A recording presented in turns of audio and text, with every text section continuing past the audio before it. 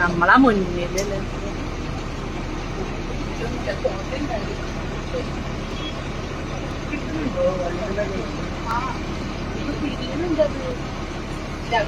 Protect ചെയ്ത് ഇറക്കാനാവൂലേ.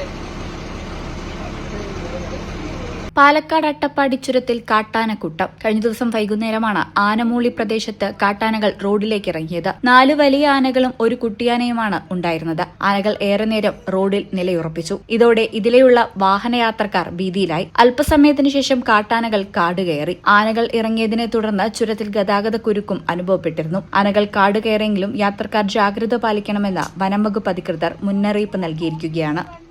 ഈ channel Attappadi. വീട്ടിലേക്കൊരു പുതിയ ഫ്രിഡ്ജ് വേണം, പക്ഷേ ഒറ്റയടിക്ക് ഇത്രയും പണം വിഷമിക്കേണ്ട. വേയ്മെന്റിൽ ഇപ്പോൾ സ്മാൾ ഇൻവെസ്റ്റ്മെന്റ് സ്കീം ഉണ്ട്.